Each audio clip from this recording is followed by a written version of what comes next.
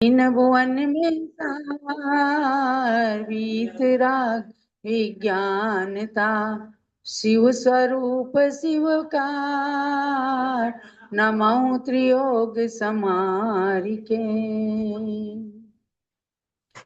अधोलोक, मध्यलोक और ऊर्ध्वलोक, इन तीनों लोकों में सृष्टि बटी हुई है।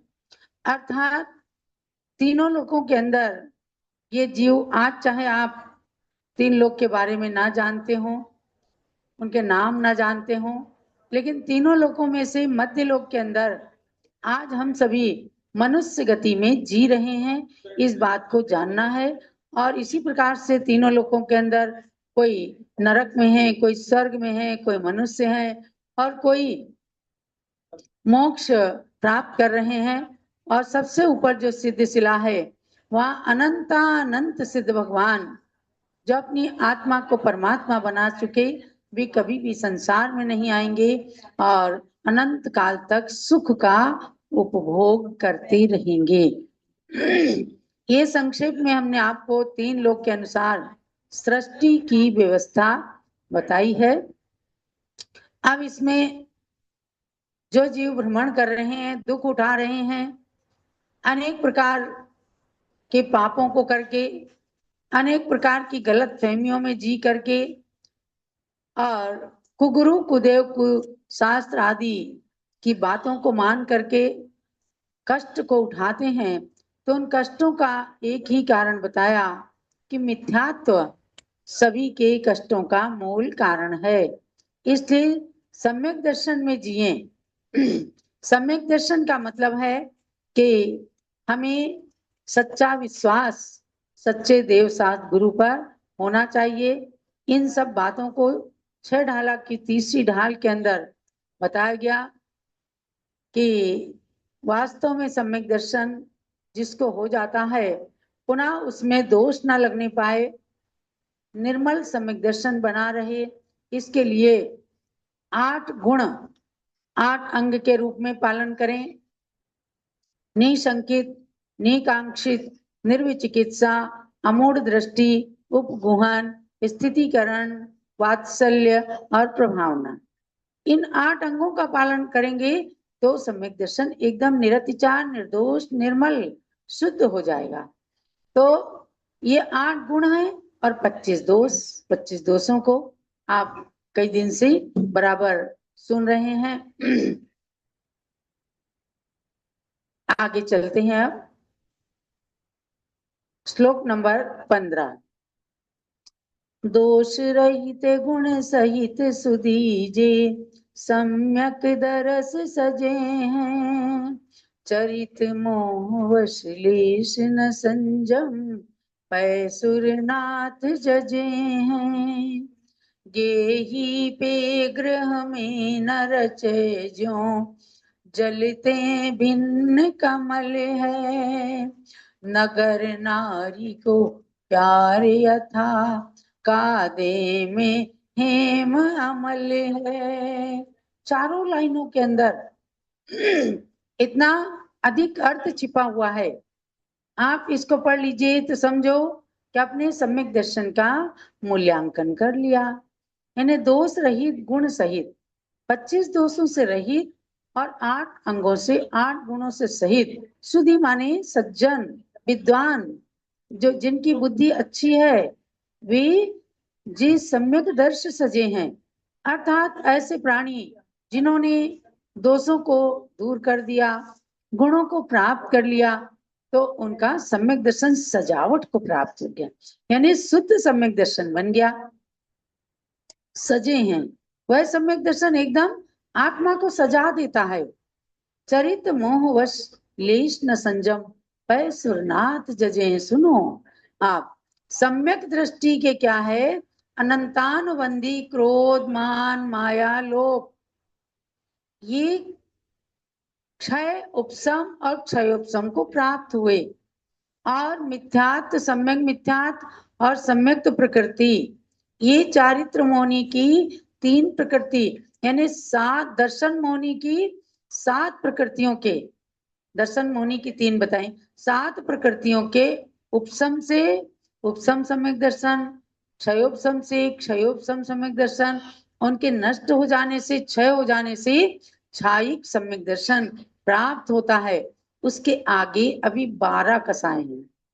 अप्रत्याख्यान, वरण, क्रोध, मान, माया, लोभ, वो अगर अपना कम हो जाए, नष्ट हो जाए, तो समझो कि एक देश चारित्र को धारण करने की भावना हो जाती। हम प्रतिमा के व्रत ले लें, हम आगे व्रतों में बढ़ जाएं, तो भी कहते हैं कि अगर चारित्र मोहनी कर्म के उदय के कारण लेस न संयम, लेस मात्र भी संयम को ग्रहण नहीं किया, देशव्रती नहीं बने, प्रतिमा नहीं ली, तो भी सुरनाथ जजे हैं, तो भी सुरेंद्र, इंद्र भी उनकी पूजा करते हैं।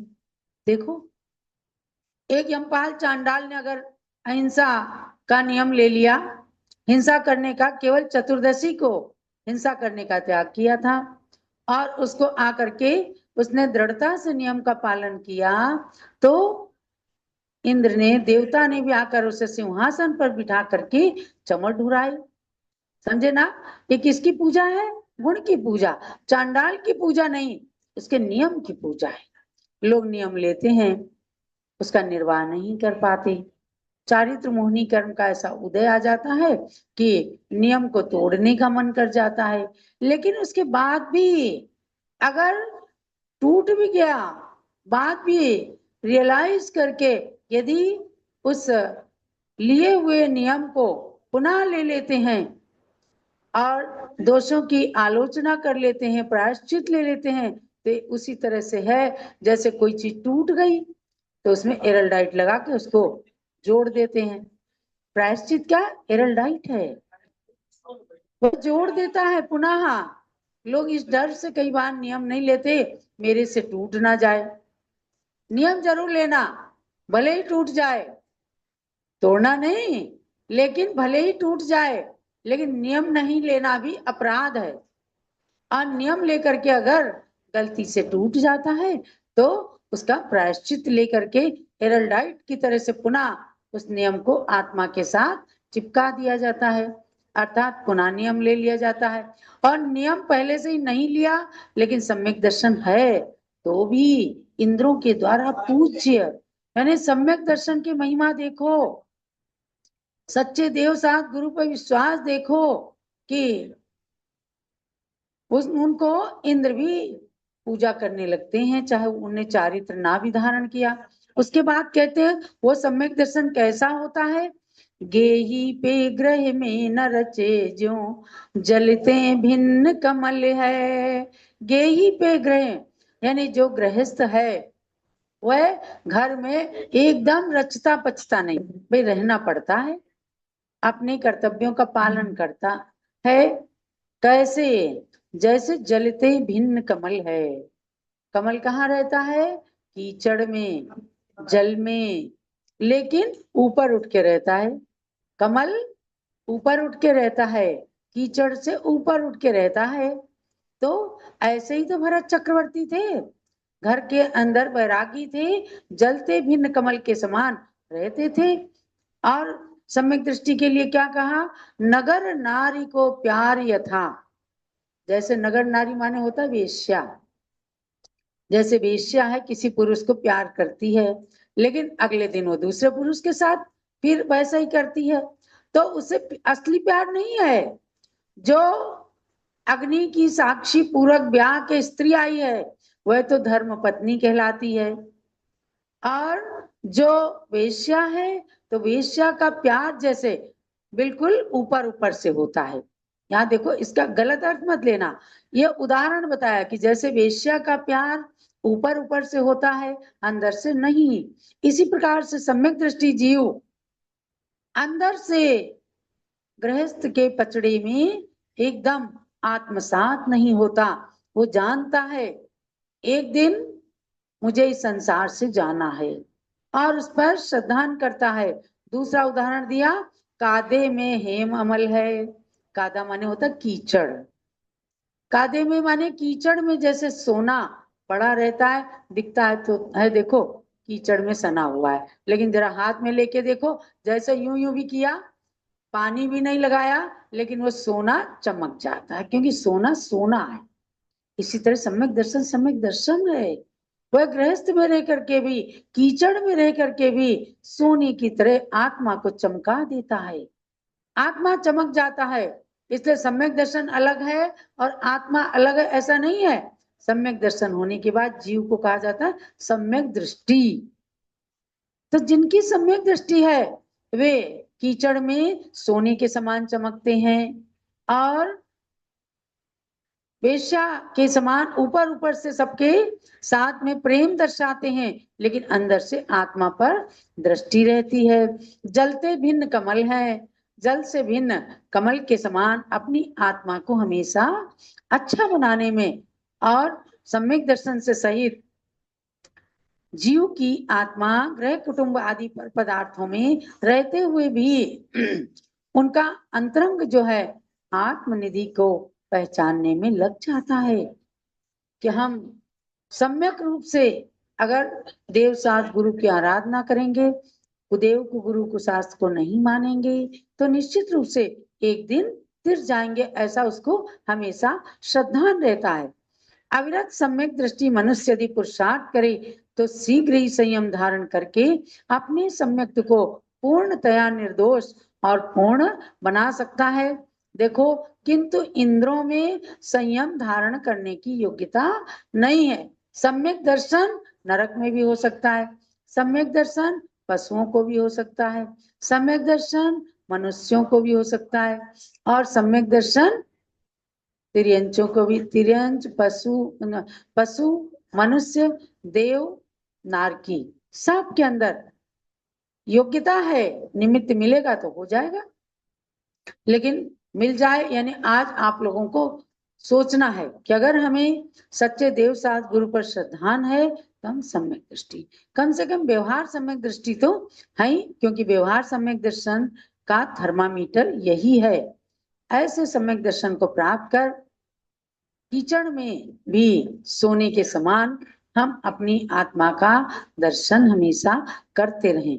अगले पद में बताते हैं, प्रथम नरक बिन षटभु ज्योतिष वान भवन संड नारी, थावर विकल त्रय पशु में नहीं उपजत सम्यक धारी, तीन लोक तिहु काल माई नहीं उपज सो सुखकारी, सकल धर्म को मूल यही इस बिन करनी दुखकारी। ये ओरिजिनल पंक्ति है। इसकी जगह पूज्य माता ने कहा कि इस पंक्ति को रखो, इस बिन न क्रिया भवहारी। कभी कभी लिखने में कहीं चूक हो जाती है, लेकिन जब ज्ञानी जन, विशेष ज्ञानी जन उसका अवलोकन करते हैं तो इसका कहीं गलत अर्थ ना हो जाए, इसके लिए चिंतन करते हैं। तो माता जी ने देखो दौलत राम की पंक्ति को बदला नहीं, लेकिन उसकी जगह ये बता दिया कि ये होना चाहिए, यानी सम्यक दृष्टि जीव मर करके प्रथम नरक को छोड़कर और किसी में नहीं जा सकता। अगर पहले नरक की आयु बंद हो गई, उसके बाद सम्यक दर्शन हुआ तो नरक में जाना पड़ेगा, लेकिन प्रथम नरक से नीचे नहीं जा सकता। और षट भू ज्योतिष, वो कह रहे हैं कि ज्योतिषी व्यंतर भवनवासी देवों में, नपुंसकों में और स्त्रियों में, विकलत्रय में, स्थावरों में, इनमें और पशु पर्याय में ये जीव जन्म को नहीं उपजत सम्यक धारी, सम्यक दर्शन को धारण करने वाला मनुष्य या तिर्यंच इनमें फिर जन्म नहीं लेता, क्योंकि समझो सम्यक दर्शन हो गया तो भाव सुधर गया। तीन लोक, इसलिए कह रहे हैं तीनों लोकों में, तीनों कालों में सम्यक दर्शन के समान सुखकारी कोई वस्तु नहीं है। सकल धर्म को मूल यही इस बिन न क्रिया भवहारी, संपूर्ण धर्म का मूल है तो सम्यक दर्शन है। आप कहें कि इसके बिना करनी दुखकारी है, मान लो सम्यक दर्शन के बिना किसी ने तपस्या करी तो भी स्वर्ग को तो प्राप्त कर सकते हैं, भोग भूमि में भी जा सकते हैं। इसलिए अप्रोप्रिएट बैठती है कि ये पंक्ति कि इस बिन न क्रिया भवहारी, सम्यक दर्शन के बिना जो क्रिया है, जो अपनी एक्टिविटीज हैं, उससे संसार का दुख समाप्त नहीं हो सकता है, यानी मोक्ष नहीं मिल सकता। लेकिन संसार के अंदर थोड़ा बहुत क्षणिक सुख तो प्राप्त होता ही है। इसलिए क्या समझना कि सम्यक दर्शन संपूर्ण धर्मों का मूल है। अतः इसके बिना जितनी भी क्रियाएं हैं, चारित्र हैं, सब दुख को देने वाला वो भी नहीं है। किंतु नाना प्रकार के संसार के सुख, अब भाई देव बन गए तो भवनवासी, व्यंतर, ज्योतिषी देव तो है ही, तो जो यहाँ मार काट नरक का दुख है वो तो नहीं है कम से कम। इसलिए चारित्र भी जो है वो बलशाली है, उसको भी बिल्कुल हम दुख को देने वाला नहीं कह सकते। इसलिए समझना है कि इस बिन करनी दुखकारी के स्थान पर इस बिन न क्रिया भवहारी, संसार का हरण करने वाली क्रिया नहीं है सम्यक दर्शन के बिना, लेकिन संसार के अंदर सुख को प्राप्त कराने वाली है। मोक्ष नहीं मिलेगा संसार के अंदर प्रकार से। अपने आप को तृतीय ढाल के 16 छंद पढ़ाए हैं, एक छंद केवल बचा है, उसको कल पढ़ा करके पुनः आगे 1 तारीख को आपकी परीक्षा भी होनी है। इसलिए आपको ये 3 ढाल पूरी पूरी अच्छे से पक्की करनी है, पीछे के प्रवचन सुनकर की, और 6 ढाला की पुस्तक खोल करके बराबर पढ़िए। सारी बहुत सरल है, सरस है, और इसको पढ़ करके परीक्षा दे करके निश्चित रूप से आप सब उत्तीर्णता प्राप्त करेंगे। तो आज के स्वाध्याय का यही सार समझना कि सम्यक दर्शन निर्दोष निरतिचार पालन करें, और अगर उसमें दोष लगता है तो उन दोषों का प्रायश्चित करके और अपने सम्यक दर्शन को शुद्ध करने का प्रयत्न हमेशा करें। जावाणी के ज्ञान